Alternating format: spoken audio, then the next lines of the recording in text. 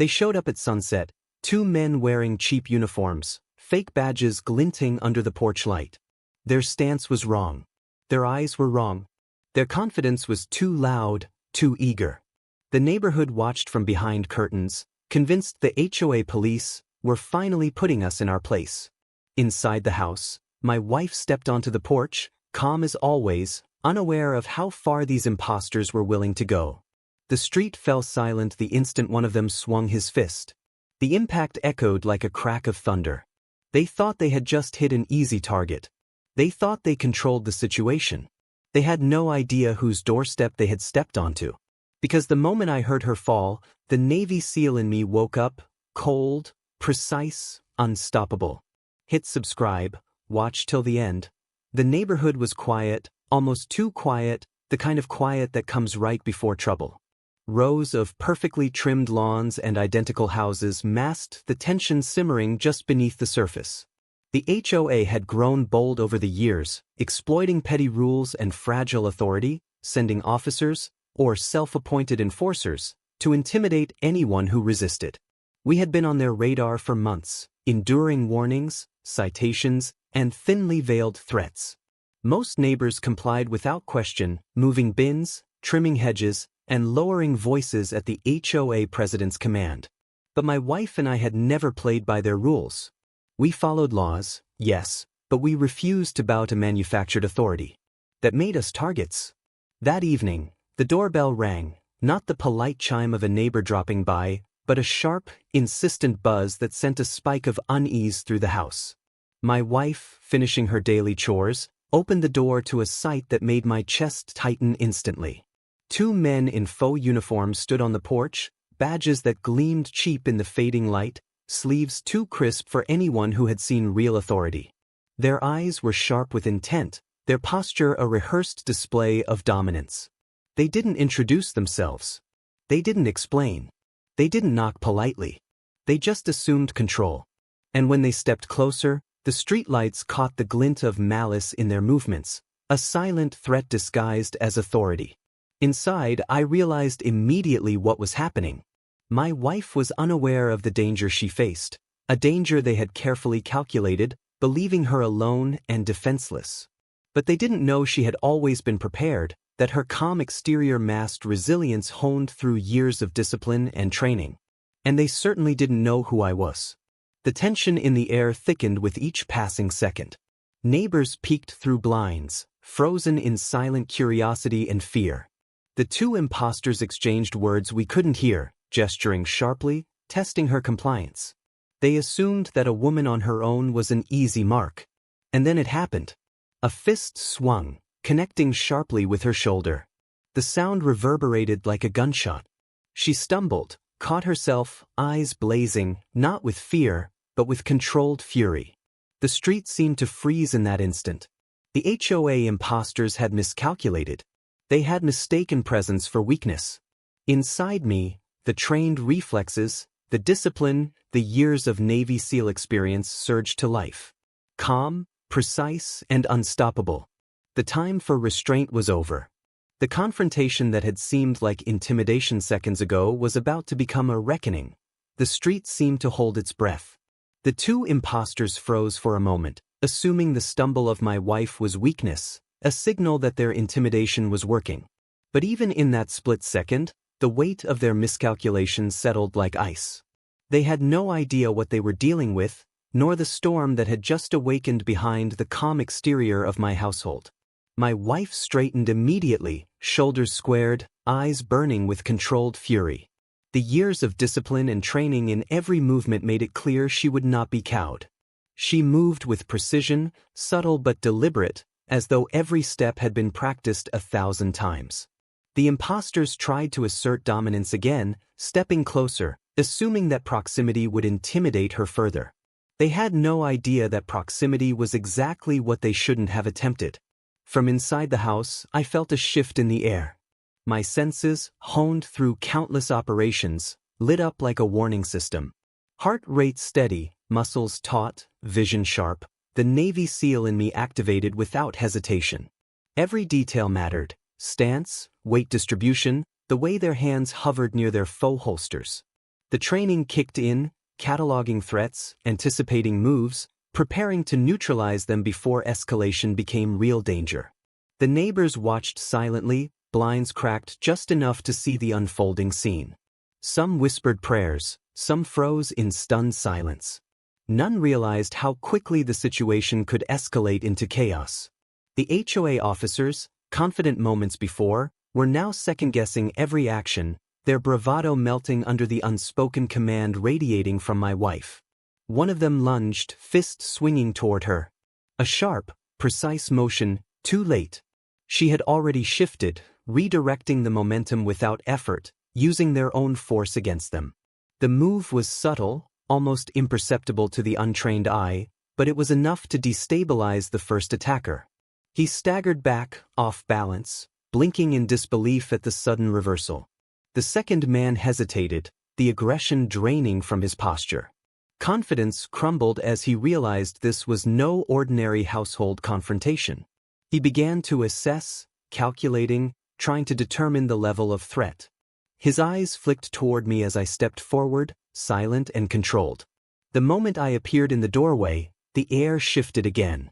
My presence was immediate, undeniable, and terrifying to anyone unfamiliar with real authority. The street lights reflected off my eyes, steady and focused. Every muscle, honed over years of rigorous SEAL training, was coiled and ready.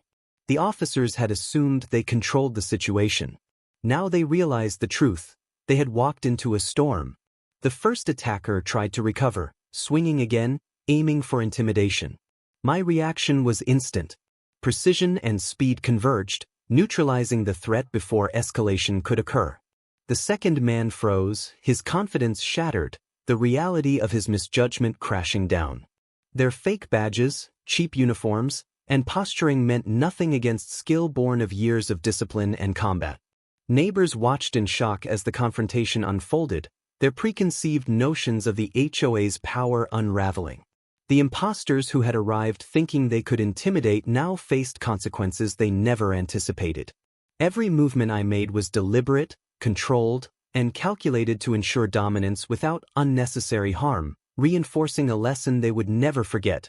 Real authority cannot be fabricated or bought. The standoff ended swiftly, decisively. Both men were on the ground, disoriented, their aggression replaced by stunned silence.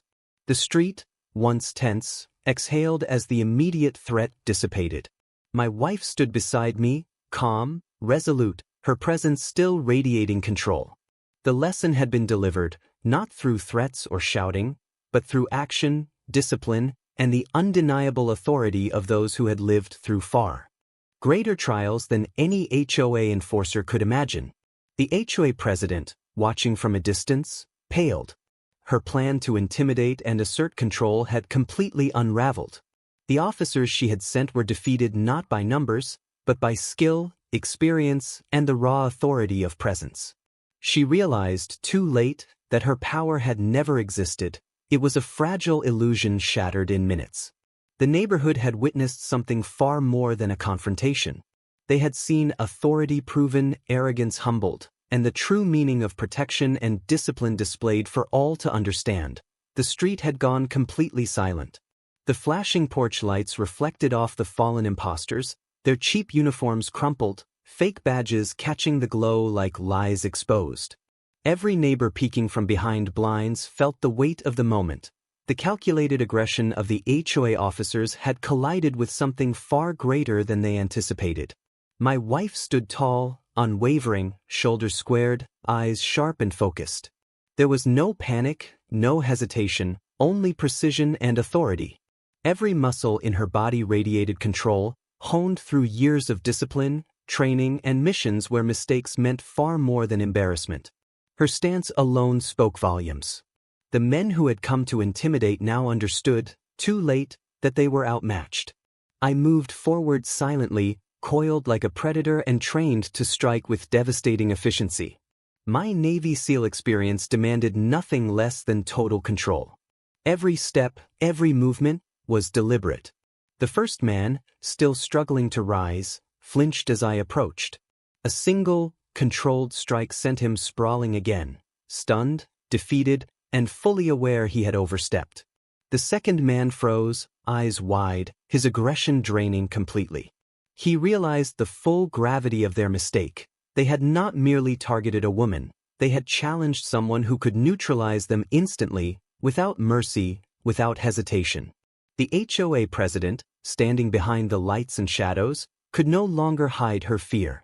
Her smug confidence, cultivated through months of petty domination, evaporated entirely. She had assumed control through appearances, through threats, through false authority. Now she witnessed true power, the quiet, lethal, unwavering authority of real discipline. My wife's gaze shifted toward me, calm but unyielding, acknowledging the threat had been neutralized without escalation. We did not gloat, did not shout, did not need to. The lesson had been delivered. The impostors lay incapacitated on the ground, helpless against skill and experience. Their presence had been a facade of authority. Our presence had been the undeniable truth of consequence. The street lights flickered over a scene that would be remembered by every neighbor who saw it, arrogance confronted by precision, intimidation met with unstoppable control. In the span of minutes, the HOA's illusion of power had been shattered. The so-called cops they had sent were exposed as frauds, and their orchestrator left powerless, unable to assert even the faintest control. The confrontation ended not with noise, not with chaos, but with silence, an authoritative silence that resonated far louder than any shout. True power had been proven, arrogance humbled, and a lesson delivered that the neighborhood would never forget. Real authority demands respect, and those who mistake intimidation for power will always be exposed. The night settled into an uneasy calm. The HOA impostors remained on the ground, their bravado extinguished, their cheap badges and uniforms exposed for the frauds they were. The street lights flickered over the scene, illuminating a lesson that needed no words.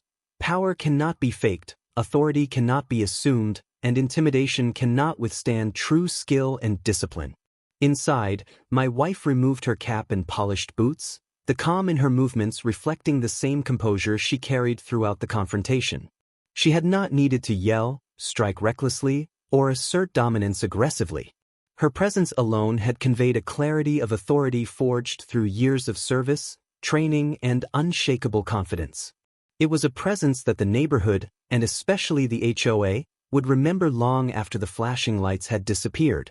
The HOA president, standing a safe distance away, finally realized the magnitude of her miscalculation.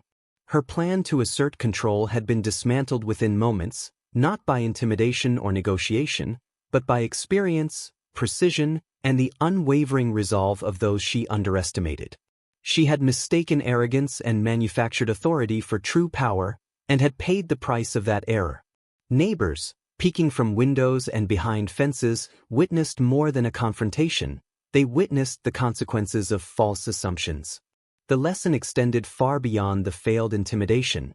It was a reminder that authority is earned, not declared, and that courage combined with skill can neutralize even the most audacious threats. Respect is not demanded. It is commanded through integrity, discipline, and decisive action. As the impostors were escorted off the property, still bewildered and silent, the street returned to its quiet rhythm. Yet the air remained charged with a new understanding.